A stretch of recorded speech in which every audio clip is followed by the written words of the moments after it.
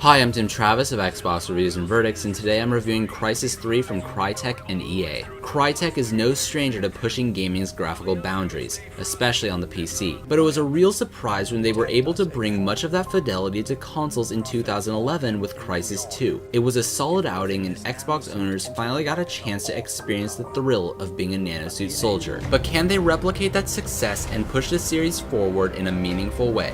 So what's the verdict on Crysis 3? Let's find out. Here she is, the Liberty Dome. One big sweaty armpit. Not that you'd notice inside that suit.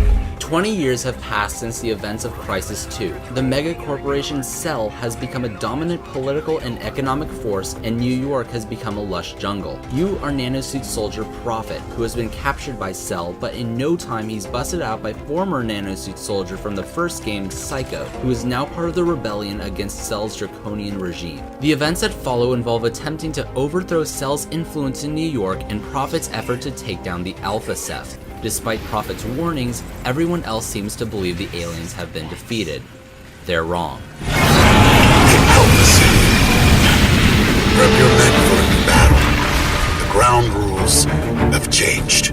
The story is less convoluted than Crysis 2, there's smartly less information to take in, but things can get rather strange. How did Alcatraz, the Marine from the first game, literally become Prophet? You know, the guy who killed himself in the last game? And like the last narrative, since there are a lot of events that precede the recent installment's narrative, it can be slightly difficult to keep up, but it's nowhere near as big of an issue as it was last time. The voice acting can get rather corny, which isn't helped that Psycho is now a near constant companion and that Prophet isn't a silent protagonist. They took my nanosuit, Prophet! I'm human! Human? You know how much I've sacrificed to stop the Ceph? Longtime fans will enjoy the frequent references to the first game, and the ultimate goal of defeating the Alpha Ceph keeps things straightforward enough, but in terms of engrossing sci-fi storytelling, Mass Effect or Halo, this is not. I've seen this. Cell are toying with powers they can't begin to understand. Whatever they're doing, it's going to bring about the end of the world. But that's where the gameplay comes in to fill that void. Crysis has separated itself from the competition with, besides state-of-the-art visuals, totally badass nanosuit abilities. In the campaign, all of your abilities still drain a single energy meter. Armor mode will help you avoid damage when things get hairy, and you can still high jump or toss around enemy soldiers.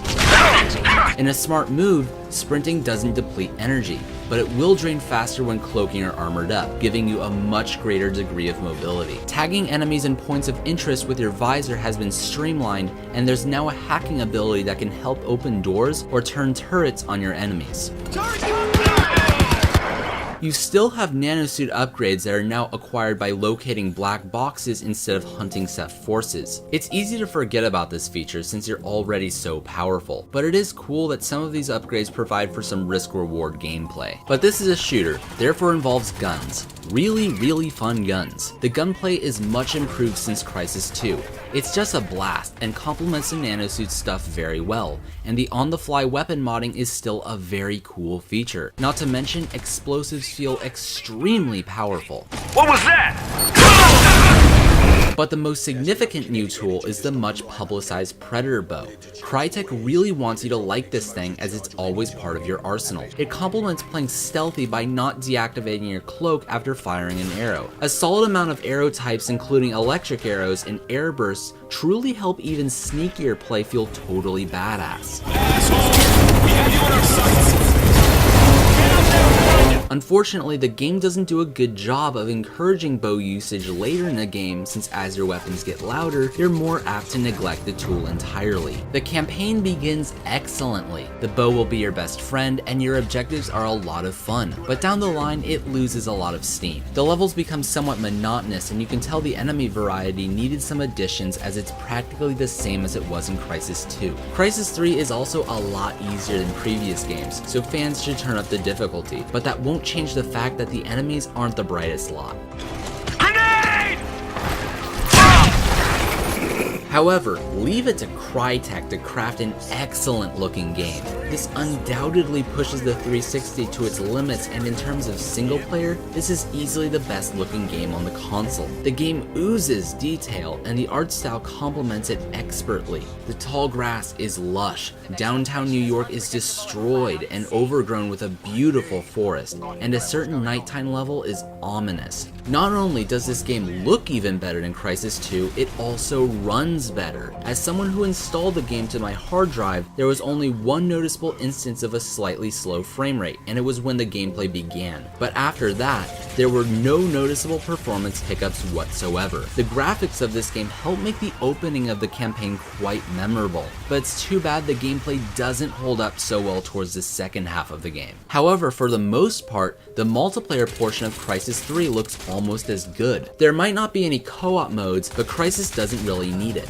This is some solid 6v6 infantry combat. Sure, there's the standard loadout customization and plenty of unlocks, but like the campaign, what makes Crysis multiplayer so unique are the nanosuit abilities. Things are changed around in multiplayer slightly as armor and camo drain two separate meters, making armor more akin to a second health bar than turning the player into a walking tank. Maybe the most dramatic element is your mobility. Sprinting is unlimited and jumping around these vertical maps is entertaining and unique. Best of all, these abilities are never overpowered. Even stealth is pretty balanced. It's not terribly difficult to spot a cloaked enemy up close, but it can still give you an edge by potentially giving you the first shot. Okay, all procedures locked down. Begin defensive procedures. The modes are mostly standard, but the most unique is Hunter, an infection style mode that takes place over 5 short rounds. Here, 10 cell soldiers are stripped of their nanosuits and take on 2 invisible hunters armed with predator bows. Every time a cell soldier dies, that player gets to be a hunter and turn on former allies. It can be quite intense being a cell operative, as when your proximity alarm goes off, things can get nerve-wracking. Definitely check it out if you love infection modes, as it is one of the best out there, but it does kind of dissolve into the camp fest these modes have always been. But everything else is indeed strong. Sure, you've gazed down the same red dot sight hundreds of times before, but few games give you the kind of powers Crysis offers in a multiplayer setting to complement the standard running and gunning so well. There's not much like it. In short, this is an exciting and unique team deathmatch. This could be the ultimate Halo or Call of Duty alternative, but there is one problem: the player base. When there's less than 2,000 people in the team deathmatch playlist just after launch, Crysis 3's multiplayer doesn't exactly scream longevity.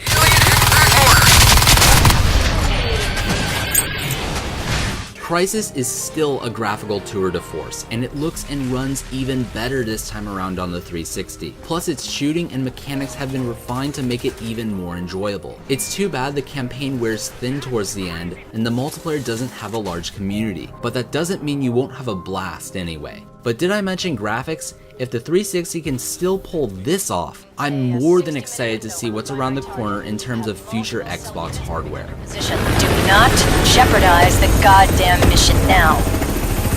Thanks for watching this review. Please subscribe to the channel, and I hope you enjoy my future videos.